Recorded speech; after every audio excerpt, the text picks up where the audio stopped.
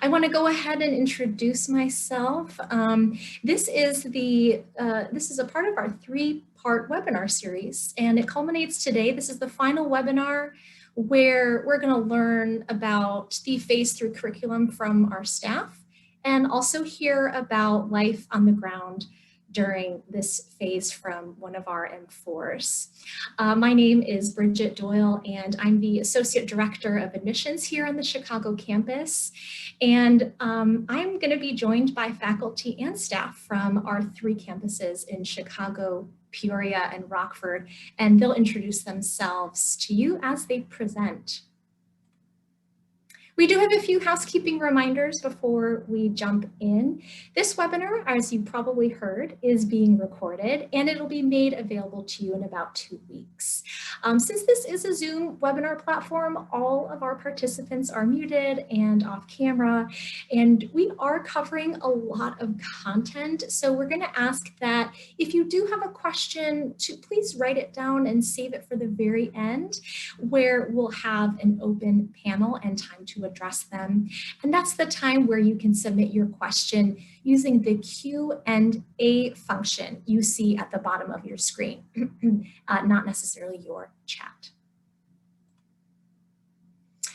So I always like to start with where our audience is joining us from. And you can see from this graph, majority of our callers today are calling from Illinois. This is not uncommon since we are an Illinois public institution who educates 1 in 6 healthcare professionals in the state.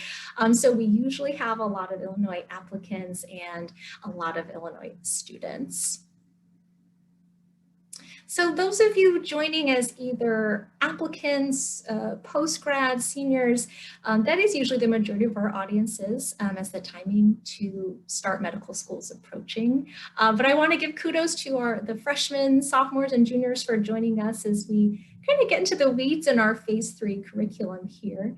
And I'll do a shout out. In the springtime, we will be hosting more webinars about how to apply, the timeline of the cycle, all of those things that are related to your application.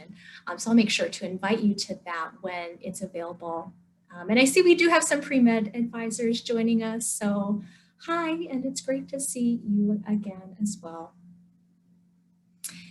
I also love presenting on this because, you know, everyone's journey to medicine is different. It can be very traditional. You're majoring in biology. That's what we see here. It can also be a winding road. And even though you might have twists and turns, you all have found your spot here at UICon listening to us about your phase 3 curriculum, whether you've started in accounting, education, or English, or you were on a traditional path beginning in the sciences, biology, chemistry, neuroscience, etc. But we should probably jump right in since we do have a lot to cover.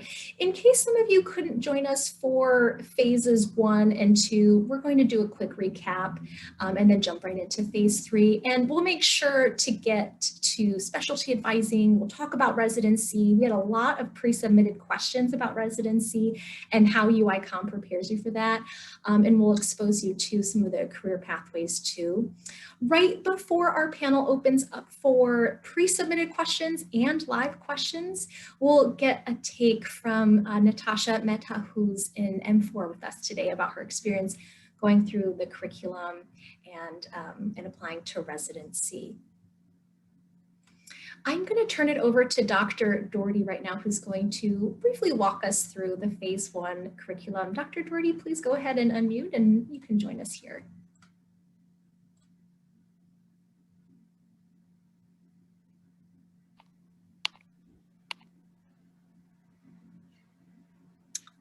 Good afternoon, everyone.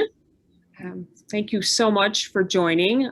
Just great to see such large numbers with us today. My name is Eileen Doherty. I am the Assistant Dean for Student Affairs on the Peoria campus for the University of Illinois College of Medicine. So like Bridget said, I'll do a brief recap of phase 1 and phase 2. So the phase 1 curriculum is roughly your first 2 years of medical school. It ends up being about 20 months, 19 or 20 months, depending on when you sit for step 1. The phase 1 curriculum is an integrated block curriculum. So there are 7 blocks.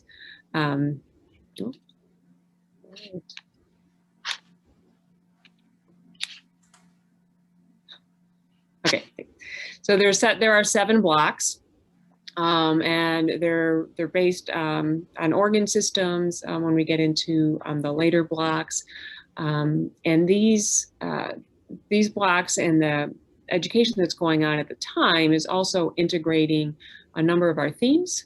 So professional development, health, illness, and society, as well as healthcare systems, are 3 of the themes that are woven through each of the blocks and through some spaces we have in between the blocks called synthesis. And there's a specific curriculum for synthesis weeks as well. For all of them, there's a focus, of course, on foundational knowledge and the basic sciences, what you need to know to really provide that foundation to move into clinical medicine. But there is also clinical practice of medicine that is woven through as well, learning the skills and getting some exposure to the clinical environment.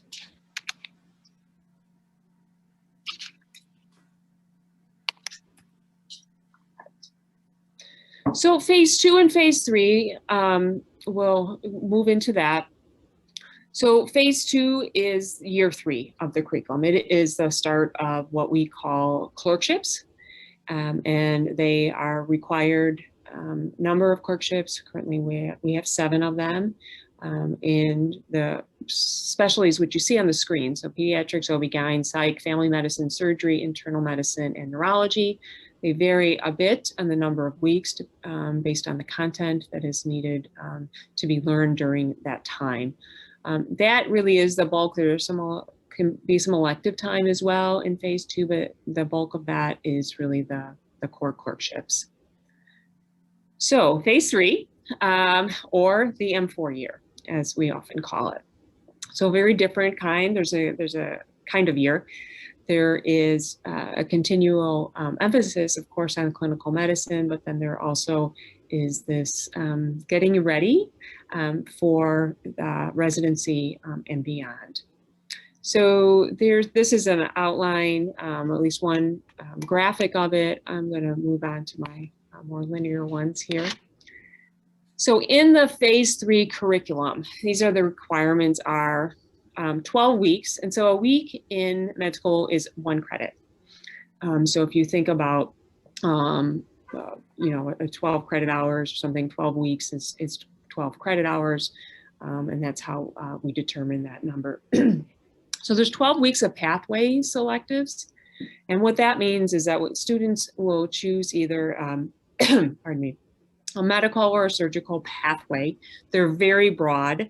And a wide variety of courses to choose from to fit into either one of those. And then those would be requirements that you would need to do. Also mentioned here that the rural medicine program that is based on the Rockford campus does have its own particular pathway for those students who are part of that program. It also includes 4 weeks of a sub-internship, 2 weeks of transition to residency, and 20 weeks of electives. So I'm going to move on and talk a little bit about each of these in more detail. All right. Okay. All right. So the 4 weeks of the sub-internship is, I'm just going to move my slides here just a minute. All right. I feel like I'm missing a slide. So, but I'll just talk about that. A sub-internship is an opportunity for a student to really act as an intern. So the intern year is the first year of residency. So sometimes you can hear that referred to, but what it means is your very first year of residency. So doing a sub-internship is a preparation to be following your own patients, of course, with the supervision of residents and attendings, but to making the decisions and following a number of patients during the course of that time, so getting you ready. 2 weeks of transition to residency is a required course that really helps emphasize and sharpen some of the skills and the knowledge that students have learned going forward. as well as to get some of the procedural experiences and other things that will really place a student in a good place to start their residency come that July. Residencies start on July 1st. That is the date. And then 20 weeks of electives. These are spread between the phase 2 and the phase 3. The bulk of them are in fact in phase 3. So phase 3 helps to prepare you for residency, but it is not the time to specialize in what you want to practice as your career. So in that way, it differs from being an undergrad where your senior year, you may be taking all of your courses in your major. Maybe you'll have an elective, but you're filling out these courses, you're doing your capstone, you're writing your thesis, whatever that's happening. Phase 3 is not meant to be that. That's what residency is for. That's your time to really dig into what your career is.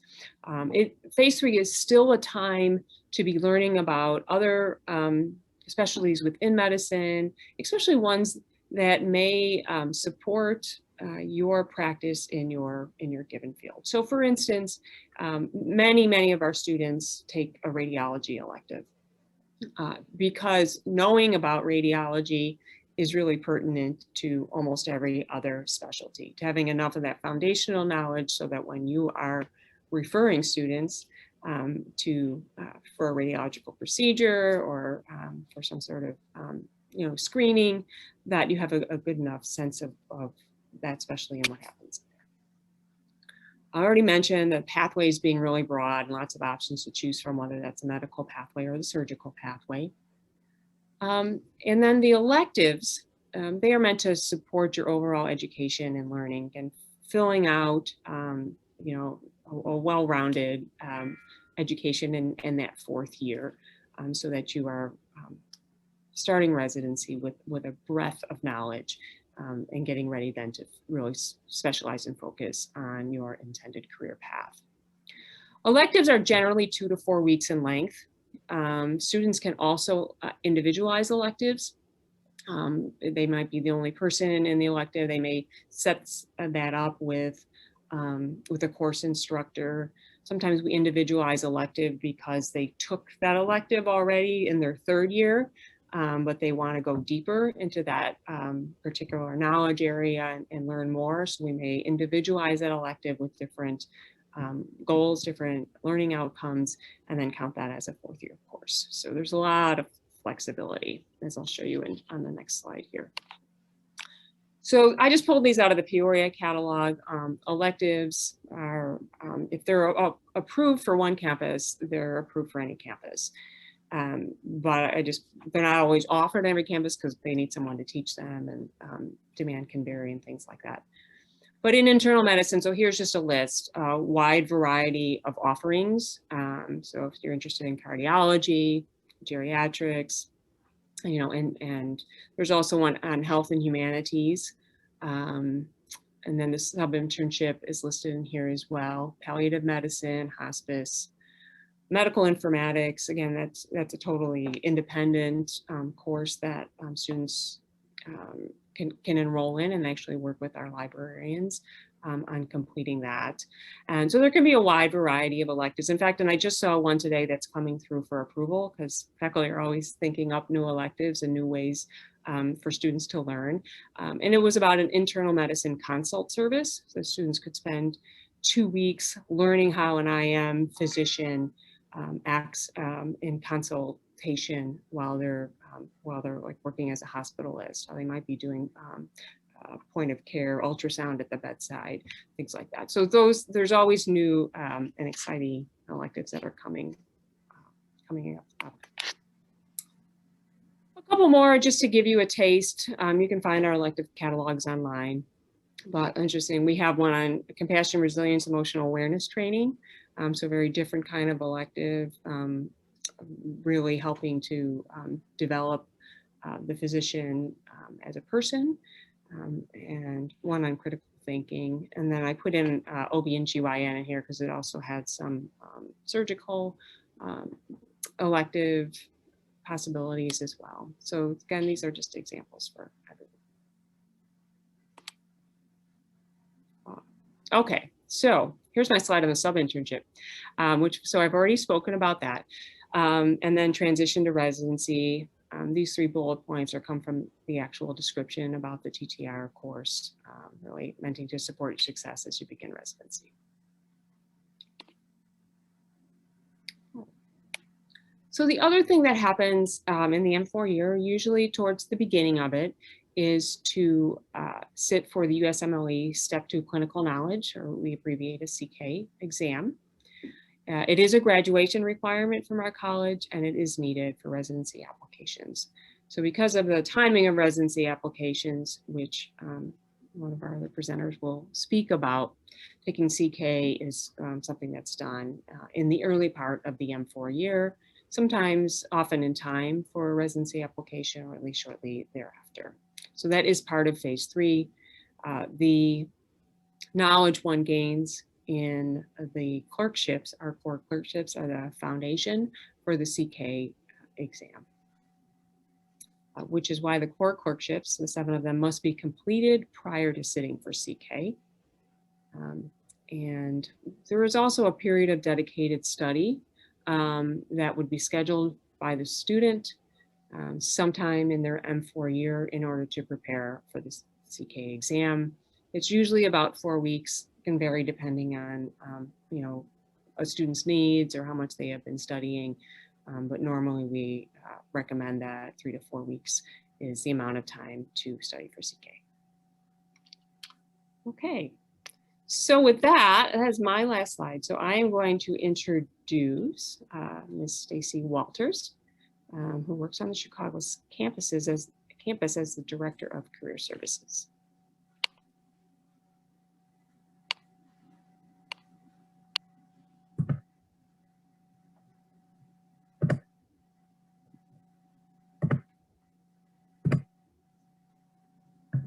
Hello, everyone. My name is Stacy Walters. I am the Director of Career Services for Chicago Student Affairs.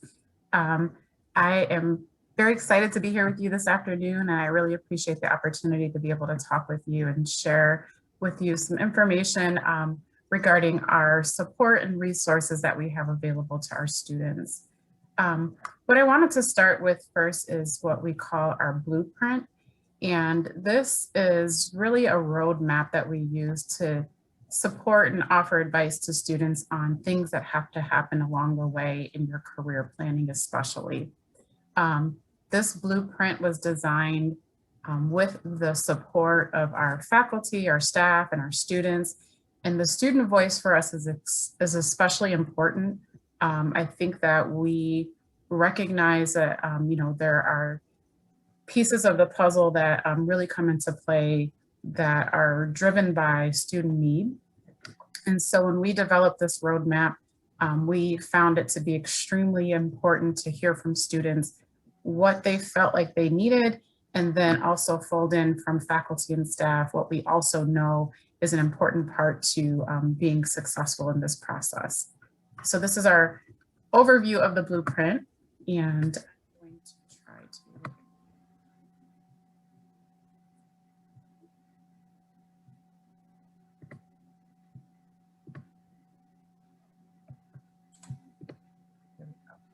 Okay, so this is a detailed look at the phase 1 portion of the blueprint, and you've seen probably some of this information from previous webinars, so I'm not going to go into a lot of detail here, but each step of the way we have a component that we have outlined for students with recommendations on what should be done to achieve your individualized goals.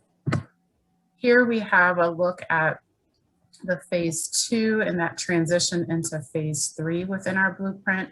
And this is the time where we start to get a little more hands-on with kind of gearing up for the residency application and narrowing down your specialty choice. What's important about phase 1 especially, so first, second, and third year, Dean Doherty mentioned this, we really want you to explore, be exposed, and have the opportunity to learn about different fields of study. And that's really the goal. And we work really closely with our student organizations and our leaders to make sure that students have opportunities to kind of get a breadth of knowledge and not to necessarily like narrow in from day one. And we recognize that some students come to us with very like set goals, things that they've been wanting to pursue. And even in those circumstances, we always encourage people to kind of branch out and learn more about different fields.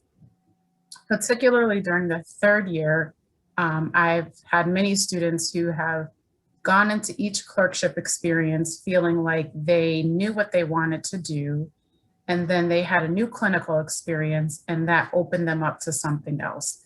So really that's why we have this mapped out here, is so that we can work with people to kind of explore, think about your individualized skills, and then think about what your goals are and how that will manifest itself into a career plan. Okay, so here in the phase 3 portion of the blueprint, again, we're very hands-on with the support that we offer through the residency application process. Natasha, who's one of our students joining us today, will likely talk with you about her current experience going through this process. But this is an important element, and we always want to make sure that there's resources, faculty, staff, and other students, in fact, who will help you with applying to residency and answer any questions that you have about that along the way. So this is not something that you would have to do on your own. We are very, very involved in this, and we really take pride in offering resources to support our students through the phase 3 process.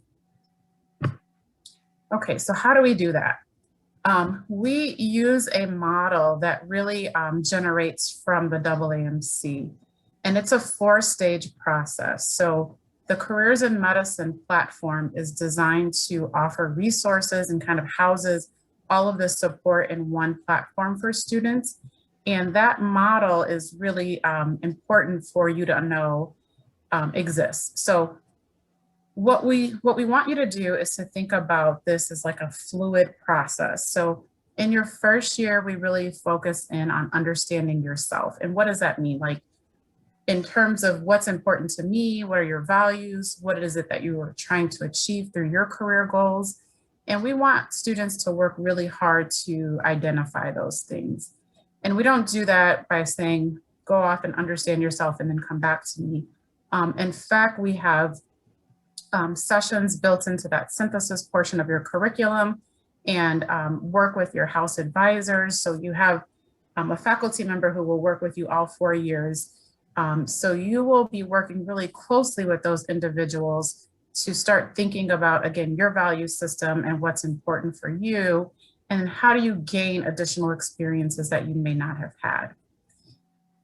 That transition then becomes exploring your options. So, and this is where it's not restricted to just first year, second year, third year, and fourth year. This is really a fluid process. So exploring your options could happen as early as first year. Our students often will do research programs or clinical experiences in the summer between the first and the second year. And these are all designed to give you additional background, additional skills, and additional experiences that help you to kind of narrow down your decision as you move through the medical education.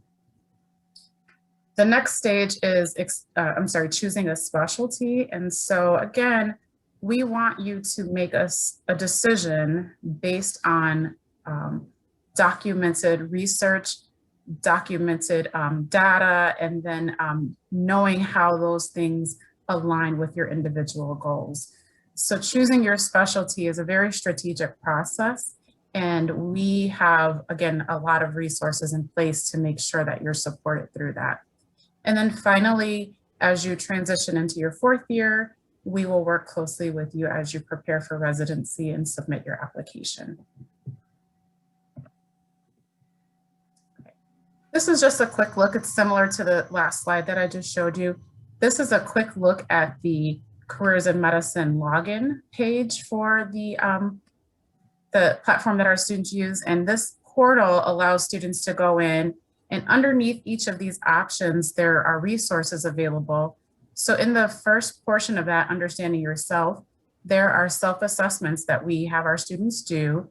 And those self-assessments, again, give you some information. Of course, with any self-assessment, some of that material you kind of have to digest and work through it and find out like which pieces of this and which components and which recommendations best apply to me. And we have our faculty members available to work with that information as well, so that you're not feeling alone in the process. Okay. Our college is extremely committed. I'm very, very proud of this. Over the last couple of years, our dean has been very committed to specialty advising and providing resources to students so that when you make decisions, you're making very well-informed decisions. And a part of that effort was designed to, again, create exposure opportunities. So this page, which is on our UIC College of Medicine site, it basically gives you an opportunity to learn a little bit more about each specialty. And within it, there are resources about competitiveness, and then we have specialty liaisons that work directly with students. There we go. Okay. So this is just an example. I pulled the family medicine page as an example because we have a family medicine residency program on all 3 of our campuses. And you can see here that under each of these tabs, there's a little bit more that gives you some insight into what creates a strong family medicine applicant. And then off to the right here, you can see that for each of those campuses, we have a specialty liaison. And that individual is really focused in on making sure that, one, we have, again, early exposure opportunities for students to learn more about the field. And then as you narrow down your choice and you become like a little more interested in your 3rd year about a particular field, and then definitely as you solidify your decision as a 4th year, this specialty liaison will work with you to assign you a faculty member who will provide direct advising for residency applications. So it's very hands-on. Again, I'm very proud of this. And I think that our departments have shown a tremendous amount of commitment to making sure that students feel as if they're getting strong advice and very thorough planning for their careers. On this page, you will also find a tab that says specialty webinars. These are public and you also are able to watch them. And so if you have time, you can go to the page, you can click on the little button that says specialty webinar, and there's a full listing of the webinars that have been done with our specialty liaisons. And those individuals talk in real time about, again, what it means to be competitive for a field or what residency programs are looking for in candidates. Okay, I am now going to turn this over to Stephanie Collado, who is the Director of Student Affairs on the Rockford campus, and will be available to answer questions when we're done here. Hi, thank you. Thanks, Stacy. I am Stephanie Collado, like Stacy just said. I'm the Director of Career Services, Student Affairs on the Rockford campus. And so I wanted to start with letting you know the career team that we have assembled here at the College of Medicine. And that is a series of people devoted to you and your success. So those in Student Affairs folks are the assistant deans like Eileen Doherty on today, Stacy and I in the career team. We also have an academic group of advisors and learning specialists that will help students with their success in the curriculum during basic science with shelf exams in the 3rd year, and then the board exam step 1 and step 2 CK. So all of those folks, the clinical faculty that you'll work with throughout your medical school career, residency program directors that Stacy just talked about. You are well connected to a network at all 3 campuses of specialty programs that will help you and guide you as you make decisions through your 4 years with us. We also have an incredibly large peer network to support you. And those are our alumni that are spread throughout Chicago and all of Illinois. Bridget mentioned 1 in 6 positions we provide through our school. We're so proud of that. And really throughout the whole nation, as I looked at the list of people that are on this call, I saw California and New York, and we have alumni that really have matched everywhere in the nation. And so if you're interested in a school at University of Washington, we sure could find students from our campus that are there. So we're excited to connect you with people that are just like you, that have similar goals. Through your 4 years at our college, we have a series of programming that will support you incrementally and give you information that you need as you go. In phase 1, after each block that Dr. Doherty talked about, we have synthesis week sessions. And in those sessions, we do things to talk about who you are as a person and what specialty opportunities there are and what resources nationally can guide some of your decision making as you go. The small group faculty advisors will be assigned to you. There's house advising, and you'll work with a group of students and a faculty advisor on curriculum, on specialty choice and professionalism, on a host of topics, including longitudinal career development to help. The careers in medicine assessments that Stacy talked about. We have career lunches that are tied to the curriculum. So as, for example, you're learning about orthopedics, you may see orthopedic surgery career lunches that you could attend and hear directly from a faculty on what that life looks like as you're studying that organ system. In phase 2, which is referred to often as our 3rd year, is a time of clerkships and career exploration. Right now, I'm in the midst of meeting with all the 3rd years to talk about their plans for 4th year and help them identify specialty choice. Some students will say, I can't decide, I'm interested in everything. And other students will say, I have no idea at this point. So we'll help them connect with faculty. We'll talk through what they love and what they're not sure about. We'll point them towards resources and assessments that will help them figure this out and sort through that. And ultimately, we'll help them plan a 4th year strategy that will make them the most strategic and the most competitive for their residency applications. In the 3rd year, and we're getting with our M4 that's on the call. I'm excited to hear what she's going to say today. We're in the midst of ranking for our 4th year students. And so everything that we've done all year is to get us to this point and ultimately to match day, which is the best day of the year. So in the 4th year, it's really about how do we support your individual goals and how do we help you set up the best schedule. And that has to do with step 2 CK and when you should take that. Has to do with what M4 electives you select to direct your letters of recommendation that I know you madly got to apply to this school. So we will help you with that and identify who are great letter writers for you in our system.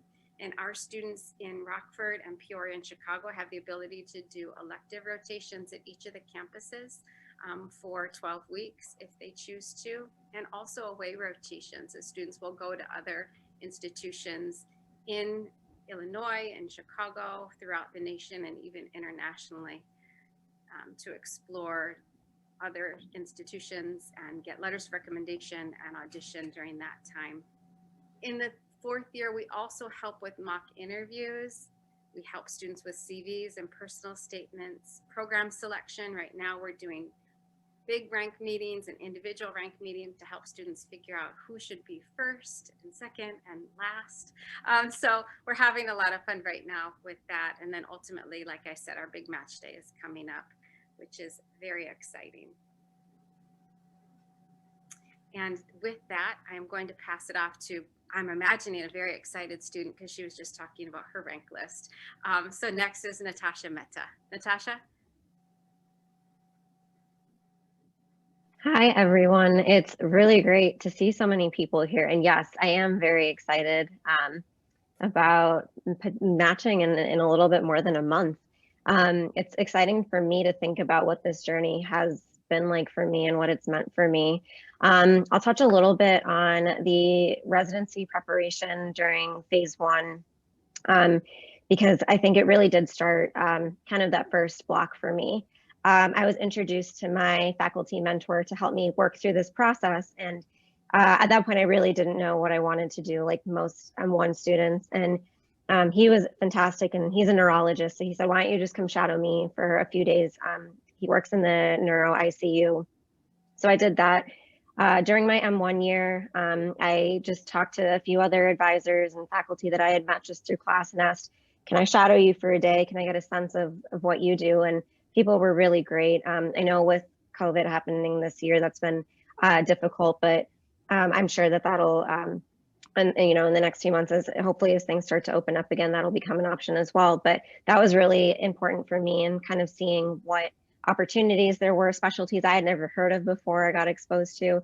And also just kind of doing some of those career building quizzes and things like that through AMC. Didn't really tell me what specialty I was going to go into. I wish there was a magic button that could figure that out for me, but it started putting those questions into my brain about what factors I should consider in picking a specialty that was going to be right for me. So I think in my M1 year, it really was about exposing me to all of the different options. And then coming into the M2 year and studying for STEP, I kept meeting with those same people to talk about what should I be focusing on now in terms of like STEP prep and gearing up for the clinical experience and everything like that. So it started very early for me. That being said, I had no idea what I wanted to do when I started third year. And I think if you ask a lot of my friends, when we started picturing ourselves in whatever specialty we're going to go into is really during the clinical years.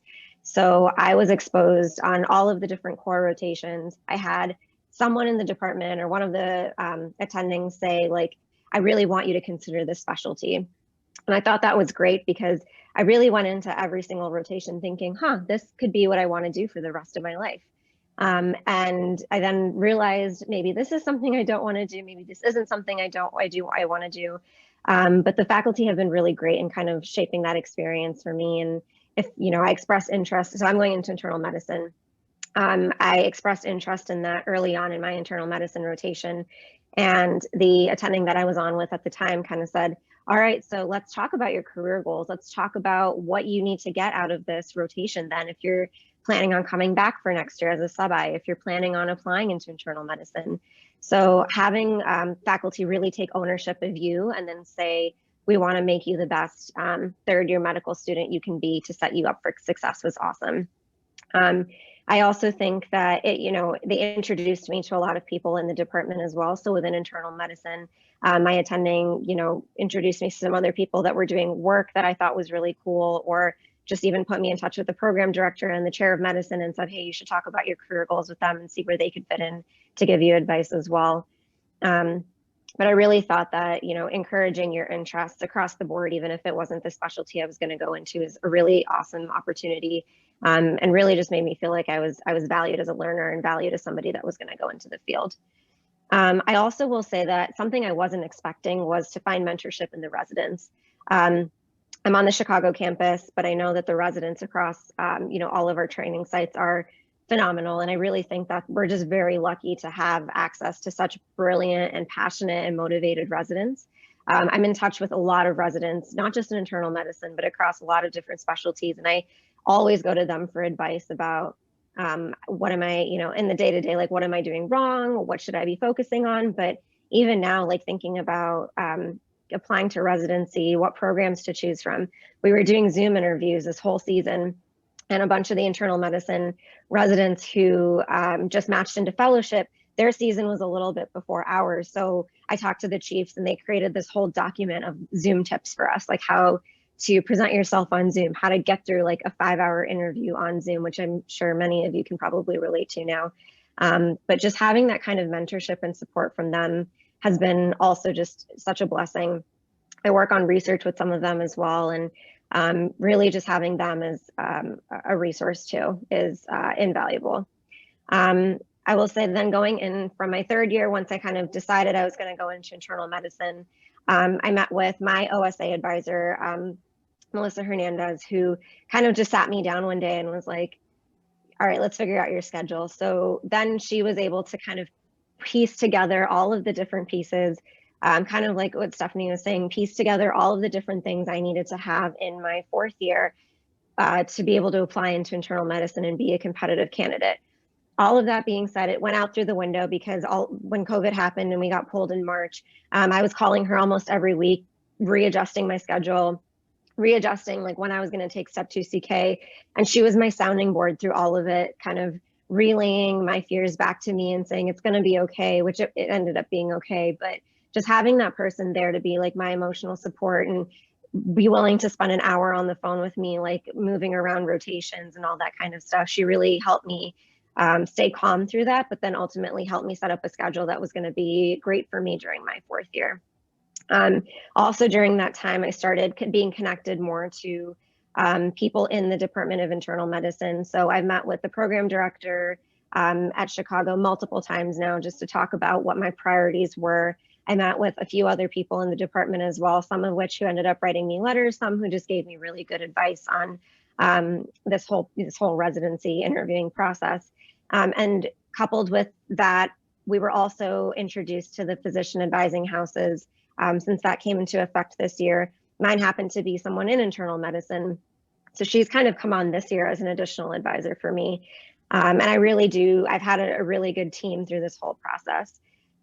So in terms of some of the logistics stuff from this year, there's just kind of like checklist items you go through, and OSA does a really good job of making sure you don't fall through the cracks here. So making sure, as simply as, you know, when you get a token to send out your applications, making sure you're on top of that, making sure you're registered for all these little things that have to happen in order for you to match. Making sure you've thought about what programs you want to apply to and you're applying smart for what your goals are. If that's location or if that's, you know, research or whatever it might be, they're always checking in with me to make sure that I'm on top of whatever I'm doing. And that, you know, I had programs that I was going to be ready to apply to when the application came out. Before the whole interview season started, we had mock interviews, and I think they were talking about that a little bit earlier, but we actually simulated what a Zoom interview was going to look like and what, you know, my lighting was like and what was in my background. And it seems trivial, but all of this really was just, I needed somebody to tell me like, hey, you need to adjust your lighting. Hey, this weird thing is in your background, maybe take it out so people don't ask you about it.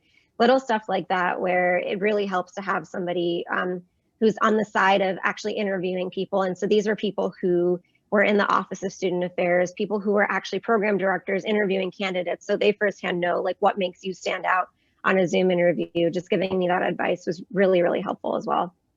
And then as I've been going through the last few months of the Zoom interviews and then figuring out how to get a sense of a program, I've been reaching out to all of these people. So like almost every day I'm in touch with like a resident or the program director or one of our, you know, OSA folks, other medical students. We've been a great support system for each other through this year, just calling out the, you know, the weird situation that we're in, but also giving each other advice on how to kind of get a feel for a program, or if we interviewed at similar programs, like what are your thoughts about it? And we kind of bounce ideas off of each other as well. So that's what the last few months have looked like for me, is like almost every day reaching out to someone being like, what did I think about this? Like, can you help me process like what happened during this interview? And how did I feel about this program? I haven't felt like I've been doing any of this alone, which has been a really big comfort. And now that we're getting to the point where I'm thinking about my rank list, which is essentially you get to make a list in order of your favorite programs. And then the residencies are kind of doing the same for you. So you have little control over what's going on their side. But for all of us going through it right now, it's a really exciting time because you get some agency in deciding where you might want to be and what you want to do for the next few years. So the other med students and I have been talking about it almost every day. It's a really exciting time for us. But because I've had such a great team by me this whole time, it's been really fun to just clue them in on, you know, where I've been, what I've been seeing, what I'm thinking at this point, and their excitement just matches mine. And it's been a really fun process to share with them like what I'm excited about and see the excitement in their faces too, because they've invested so much in me over the last 4 years and in my success that it really does feel like a celebration for the whole team. So like I said, I'm in the process of ranking my programs right now. And I just met with the program director again in internal medicine, who gave me really great advice, but I'm meeting with, other deans and other people across the College of Medicine. And when I eventually put that in, I haven't opened up the online portal to put it in yet. I'm definitely procrastinating, but when I do, I know it's going to be a really satisfying feeling to hit submit on that and find out on March 19th where I'm going to be for the next at least 3 years of my training. So along the way, I cannot, say enough how much support I've had, how much this really feels like a team effort, and that I have not been alone in any part of this process. Moving kind of into what the transition to residency is going to look like. So matching is not like the end all be all. I thought it was, honestly, until this year, when I realized that becoming an intern, it's kind of a scary process for everybody. And all of my now intern friends who I talk to really often about what's going on are like, I thought after match day it was going to be pretty easy. And then starting intern year, I just kind of roll in and kind of figure things out. But there's definitely a lot, like a process that you go through as well when you're preparing to be an intern. And I just came off my transition to residency course, and it was probably the most fun course that I've had in the last 4 years. We did things that were so, like, from a information standpoint, so helpful. Like, how do you order lab tests? Like, what lab tests should you order on patients when you see them? Practical things like that. But then we spent an entire week just reflecting on our identity, how we've grown over the last 4 years into, preparing to become an intern, preparing to become a doctor.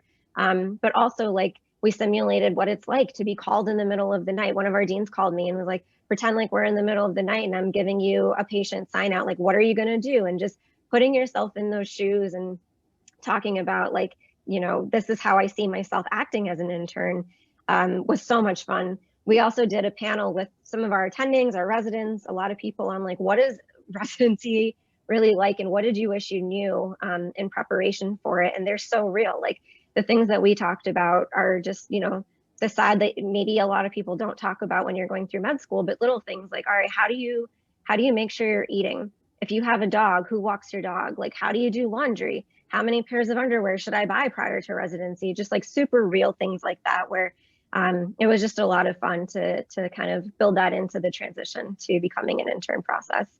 So I think that's kind of all I have to share about what it's, my residency preparation process and kind of how I see myself transitioning to being an intern. But if you have any more questions at all, definitely put them in the chat. Let me know. I'm happy to share my experience on it. And I'll turn it back over to Bridget.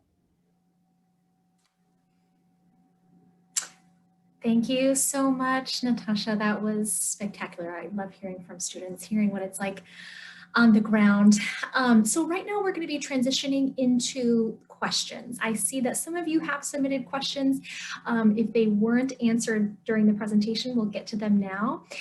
Our panelists come back on stage. Go ahead and unmute your videos.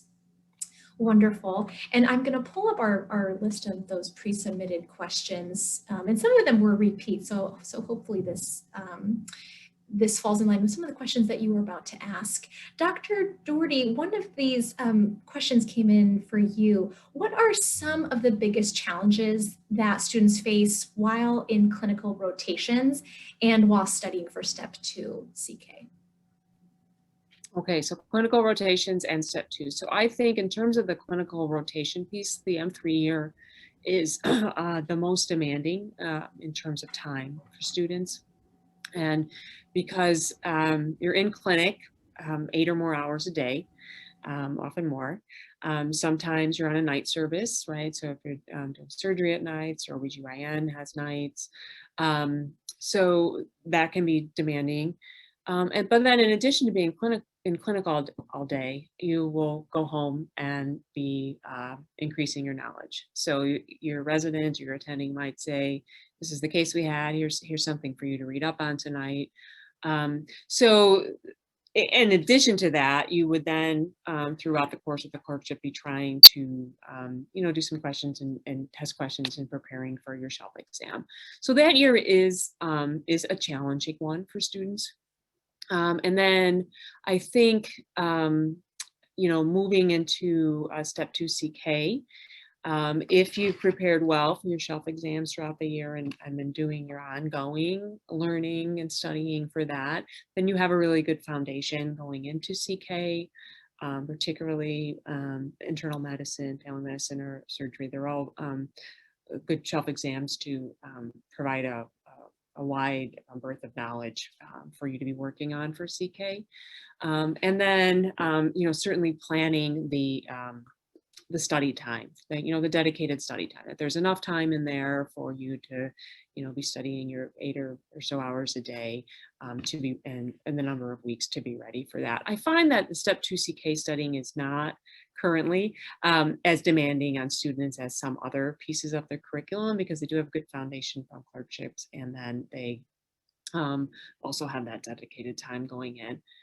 And I think in terms of balancing time in the M4 year, there's learning that's still going on, obviously, but the residency application pieces takes a lot of time and energy, and also interview season will. So in a non-COVID time, when students are traveling for interviews, that can be very demanding and very rigorous, often more so than the students will expect. And so I try to tell them at the beginning, and don't accept too many interviews, and try to space them out if you can, and give yourselves some time and space, because it really is exhausting, after, and we want you to have, 10 or more interviews for sure, perhaps more than that, depending on your specialty, or the kinds of programs you're applying to. So, yeah. Thanks, Bridget. Thank you so much. One of our other submitted questions, Stacy, I'll field this to you, is what kind of support does faculty give in preparing for residency applications and choosing specialties? And you touched on this a little bit.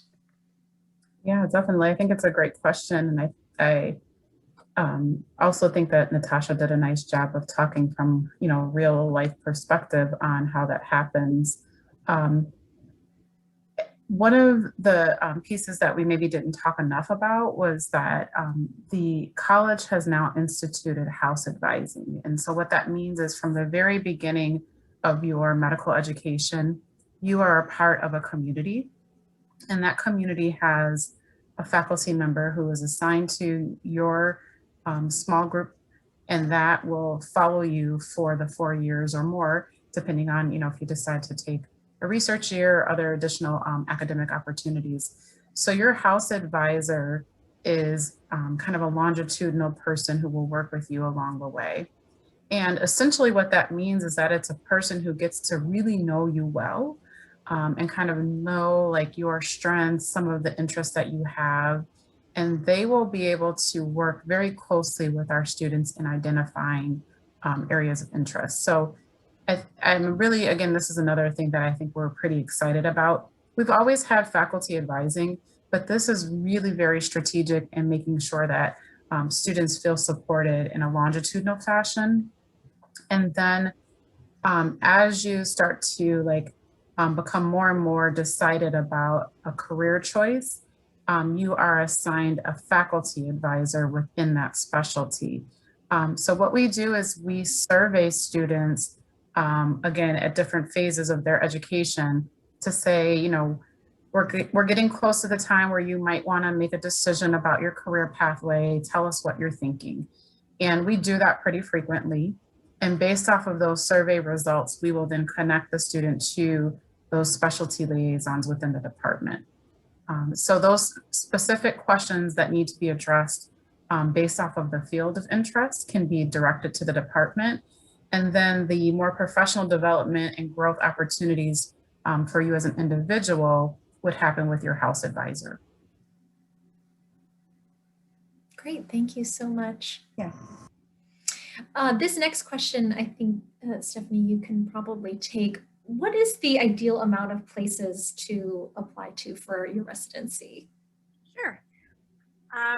So I'm going to combine the answer to this question with another question that came in on the chat, because I think they both go together nicely. And that question was, what can students do to stand out for competitive residencies, implied competitive specialties, when UI come and step 1 or pass fail? So great question. There's a handful of things you can do, and it mimics in some ways your application to medical school. when you apply to residency, there's a series of experience buckets that they're looking for you to fulfill. And those are around research, and publications, and volunteerism, and work experiences. And so your application consists of all of these experiences that really tell a story about who you are as an applicant, what's important to you, when you started to become passionate about this specialty. And those are reflected throughout your application.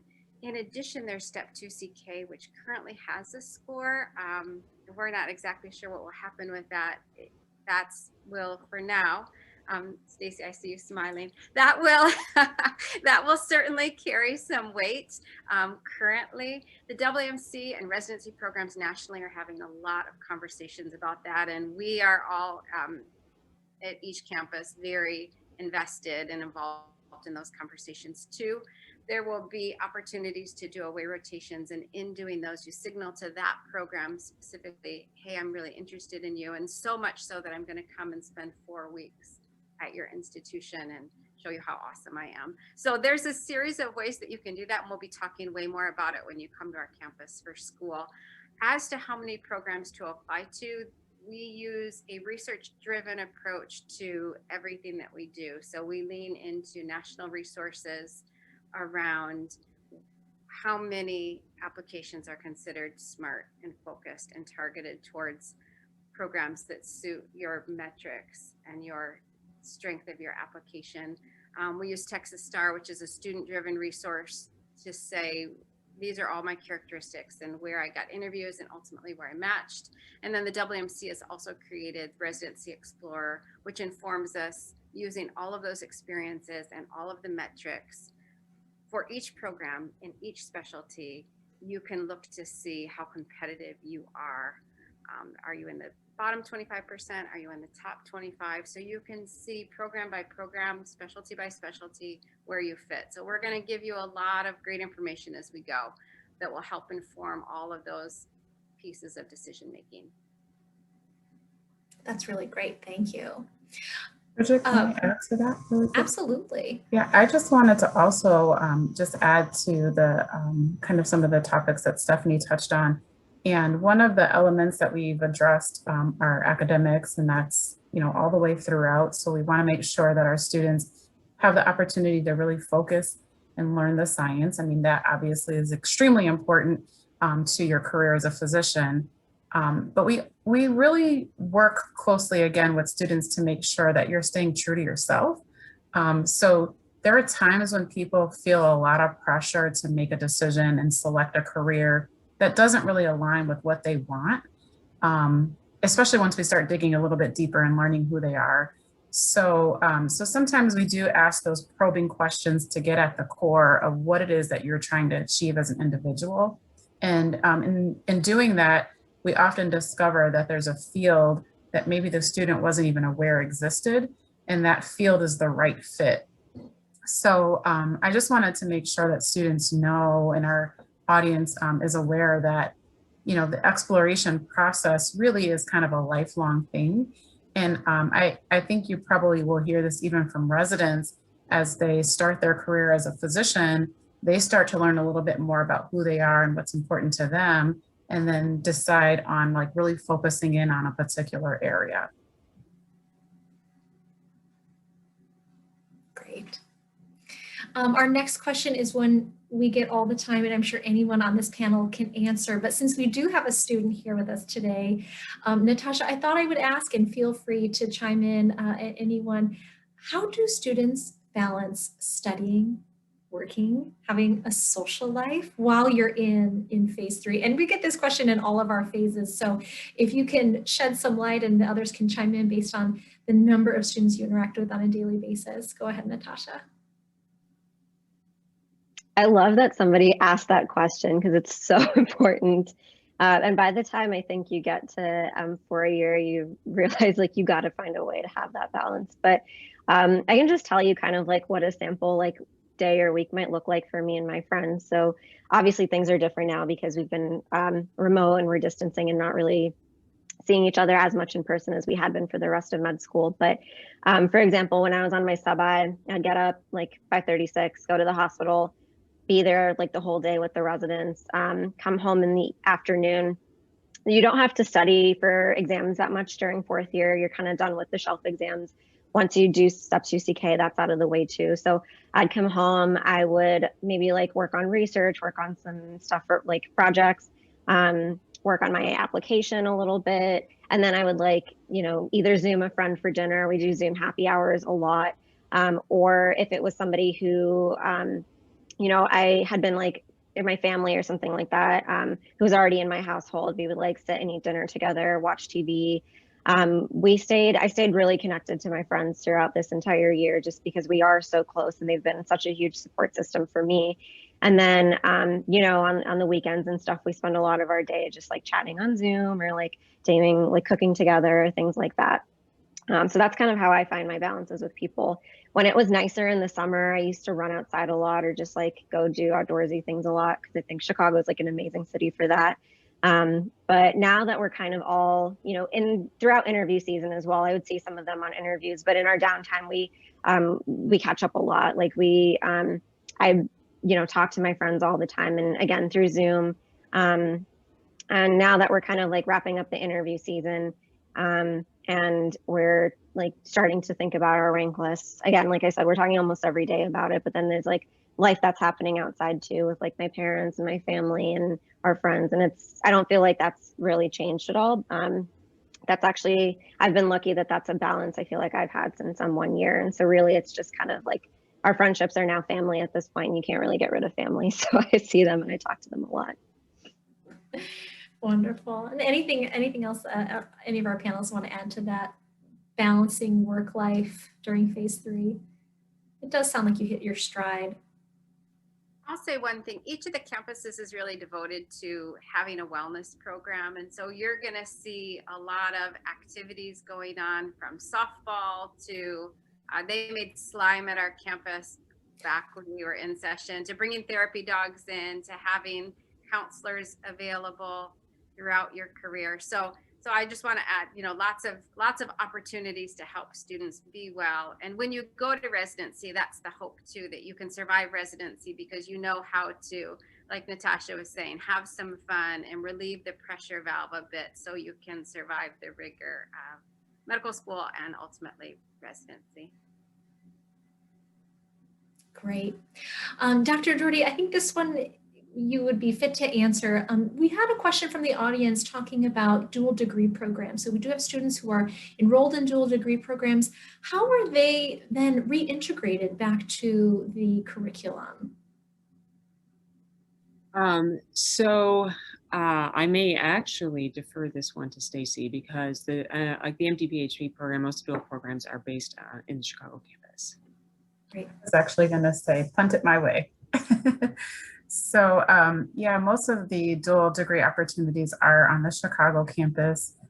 Essentially what happens is our students are admitted into those dual degree options. And I talked a little bit about the summer between first and second year. And that is usually when students begin taking coursework towards the dual degree. So they'll step out of the medical curriculum, do a course or two in the summer session between first and second year, return back, finish their second year, take step 1, and then they'll step out of the medical curriculum and go into that dual degree program full time. Most of those programs are about a year long. We have agreements with those dual degree options so that students are essentially completing their coursework faster than someone who might be in the MBA full time. So they're usually a 2-year option for our students. There's a kind of a fast-paced, quick option for completing the MBA in that year. And then after that, the student returns back into the medical curriculum for the 4th year. So Great. yeah, I mean, I think that kind of gives like a quick overview of how things work. Yes, exactly. And I will follow And up. I'm sorry, Bridget, the only other thing I wanted to add here is that students receive credit. Dean Doherty mentioned that open elective credit that you would have to complete in the phase 3. So students receive credit for that dual degree, and that would apply there in the open elective category. That's good to know. One of our final questions, and then we'll turn to the live questions from the audience members. And Stacy, I think you might be able to speak to this. Approximately how often do students participate in international clerkships? And is it possible for students to do multiple? Sure. So yes, we have that option, or pre-COVID, we definitely had that option. Right now, those things have been put on halt, and so we have gained the ability to return to those experiences. So in most cases, people who have an interest in doing an international elective typically just do one. Again, that credit hour is associated with the number of weeks that you're participating in the experience. So usually it's a 4-week experience, and the student would then travel abroad with a mentor, and they would receive credit for that time when they're abroad. Just based off of timing and kind of logistics, it's typically a one-time experience. There have been occasions where students were really heavily involved in a project and they extended the credit from 4 weeks to 8 weeks. And so it just is very dependent on the actual work that the person is doing. But in most cases, it's a one-time 4-week experience where they would receive credit. Wonderful. I know we have some questions in the chat. Dean Doherty, do you have any that were directed towards you that you wanted to share out loud? And if not, we can hit Yes, absolutely. Okay. So, and this is a nice segue, talking about rotations outside of your home institution. How many of our 4th year rotations are allowed to be away rotations? So I think there are a certain number of credits that you need to take at the institution, but maybe I'll talk about this a little bit broader in terms of what students typically do. And if you've heard anything that away rotations are being limited, that is absolutely true currently in COVID times. They were last year and they will be next year as well. By the time you are all 4th year students, we hope to be in a very, very different place. So, some students will choose to do one away rotation because they really want another letter of recommendation, and especially from a program they're really interested in, and that's a lot of students will do 1 to 2.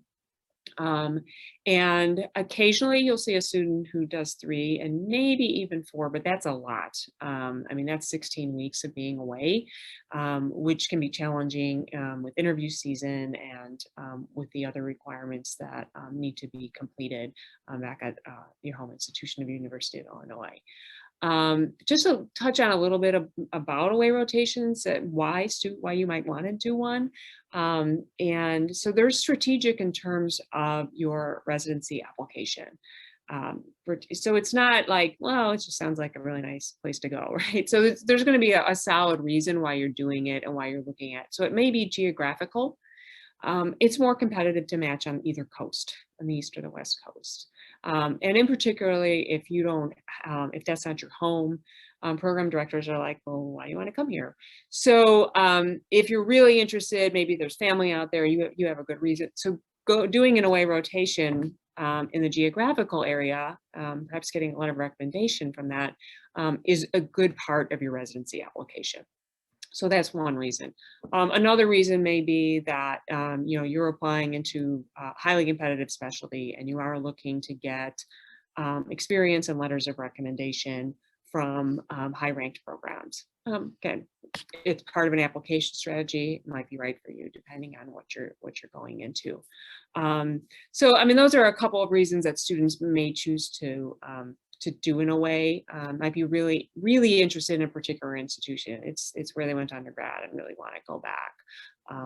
It's also a way to, if you've applied to a program and they haven't given you an interview yet, and then if you get an away rotation there, they will typically interview students, courtesy interview, if you are participating in one of their rotations as a visiting student. So I hope that answers that question pretty fully. I have a couple more, Bridget. Do you want me to keep going? Okay. So how are residencies matches made between the specialty and the hospital? The match is based on an algorithm created in the 1960s, I believe, out of the University of Chicago. It is still running.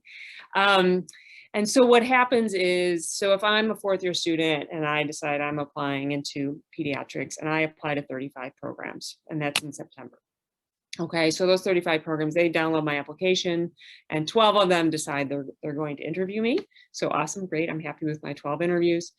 Then we're gonna go through the rank. We talked about ranking and how that happens. So programs are making their rank lists of their preferred potential residents, and students are making their rank lists. Then this algorithm is run. And you can go to the nrmp.org, National Residency Matching Program, nrmp.org. And there is a 5-minute video. If you put in like matching video, match video, it explains how the algorithm works. It tries to match students at their first choice. And if there's no room in the first choice, then it goes to the second choice. So it's always trying to match the student in their preferred choice. And it goes down that until there's a match. And that's where the student matches. Okay. So I am going, one more question I have. Have anyone M2 students been able to be doing some shadowing? And that is not currently. So shadowing has been extremely limited as a result of COVID. So we can connect students with folks in the specialty if they really want to get some exposure or have some conversation. But shadowing, it has been very limited due to COVID.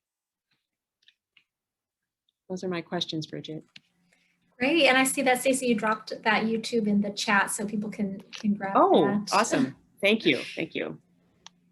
And Stacy, did you have any questions that were directed towards you that you could share live? I do, yeah, and that video is really well done. It explains the algorithm nicely. The one thing I wanted to share too is that in this time where people are not able to do shadowing, the upside, I guess, to this experience of being home and having some available time is that our faculty do as well.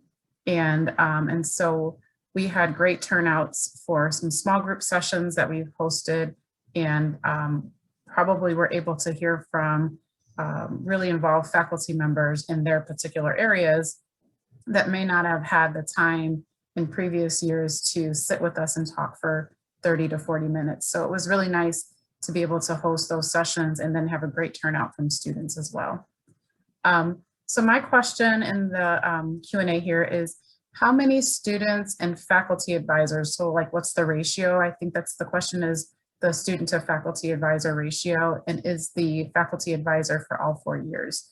So as I shared, we've developed what we call communities, and then within those communities, we have physician house advisors. So on the Chicago campus, a physician house advisor would have students from first year and third year. And then another advisor within that house would have the students from second year and fourth year. And each house advisor has 25 or so, between 20 and 25 students from each academic level. So a first year student would have 25 students in their house, and that person would then also have a house advisor, and that house advisor would move with you from first year all the way through to graduation. So yes, it's a longitudinal experience for the house advising. And then the specialty advising really becomes kind of a very focused thing, and that typically will happen from that transition to third and fourth year and then through the match. So you have one person who stays with you all the way through medical education, and then a specialty advisor who really focuses in on supporting your application. My next question is, how long is the residency matching process, how is the residency matching process like for international students? Is it more difficult to get matched? And what support does the UIC provide to international students? So this is something that we have really become more and more excited about. We have international students joining our community, and what we're working towards is also having a structure in place for those international students as well. So within the house community, you'll have a faculty advisor who's extremely well versed in international support. And as you know, if you're an international student, there are very rigid expectations in terms of meeting those needs for being able to be employed post graduation. So we want to make sure that we have faculty available who have that knowledge and then who can kind of guide you along the way. So our international students will have that support within the house structure of advising. And then my last question is, does the MSTP implement a similar timeline? And so that's the PhD, the MD PhD program. And the difference there is for our students who are doing the PhD along with their MD, they also step out of the curriculum to focus in on their PhD prior to doing the clinical training. And that timeline is going to look very different. So your PhD work, is kind of the time, I guess I should say, is driven by the amount of work and time that you need to complete your research and defend your dissertation and then complete the PhD portion. So that could be 4 years, it could be longer. It all depends on the PhD that you're pursuing. What you do is, again, you kind of take your step 1 exam and then step out of the medical curriculum, transition into your PhD program, work directly with your PhD mentor. And then as you complete your PhD, we always incorporate the students back in, and we have a clinical integration course that helps students to kind of make that transition back into medical school. And those are all of my questions. Great. Well, just being conscious of time, I know we have several more questions being entered in the chat. And Stephanie, I know you rolled yours into the previous answer that you gave. Natasha, did you have any questions specifically for the student perspective that you could answer live here? Sure. So the question is, when are residency applications submitted? Is it possible to apply to more than one specialty, particularly if it's a competitive specialty? So residency applications are typically submitted in mid-September. This year, the timeline was a little bit different because of COVID. We ended up submitting at the end of October. But typically, the application will open mid-September, and I think that's the majority of us will submit within the first couple of days. And so you kind of get your application, your letters of recommendation, your personal statement, all of that. The couple prior months before that is when you're kind of putting all of that together. And you can absolutely apply to more than one specialty. So, I have some friends who just really weren't sure what they wanted to do by October, and they wanted to use this interview season to figure out what it is and see if they could find that match with a program or a particular group of people. I also have friends that are going into competitive specialties that we call it like a parallel plan. So they apply to more than one specialty at the same time. And again, kind of use the interview season to feel out the vibe that they're getting from programs and ultimately decide like how they want to rank things and, which specialty. Some people I talk to go like one specialty is their top choice and then their second one is another specialty. And it really just keeps going back and forth. I think the key here is that from the student perspective, it's a really, really individual process. Where a lot of the kind of advising in the first couple of years, there's a lot of general advice people will give you about your first couple of years of med school. Studying for step 1 is, again, like kind of something that you can give broad strokes advice, and it might apply to you, it might not. But when you come to applying for residency, that's a highly, highly personal thing. And you want someone who can look at your performance through med school, look at your goals, look at your test scores, and really tell you like how competitive you're going to be and come up with the best plan with you. And I think that's what I've used my OSA advisor for. I've used some of the deans for that. I've used the program director in the Department of Medicine for that. And having those people around to really kind of look at you and say, like, this is what I think is the best plan for you. And then we come up with that plan together and then we touch base throughout the entire season. And when it comes down to ranking your specialties and creating your list, they're kind of the ones giving you that advice all the way through. I hope that answered that question. Well, if not, I'm going to drop our email in the chat right now. So you can always email us at medadmit@uic.edu if you have more questions that we couldn't answer tonight. If you're wondering when our next webinars are going to be or what they're going to be about, feel free to email us. That's our general admissions email address. And we can always find, if you wanted to contact one of the presenters today, we can always forward your email. We'll be the triage, I guess you can say, to getting you the information, the answers that you want. Some of you have been asking, we will make this available on our YouTube channel in a couple of weeks. We'll upload it there. We can also send it out. So just give us a couple of weeks and we'll be sure to forward this presentation. Thank you so much for joining us tonight, and thank you to our presenters and panelists. Thank you all so much. Have a great rest of your evening. Goodbye, everyone. Thank you. Good night. Bye. Good night, everyone. Bye.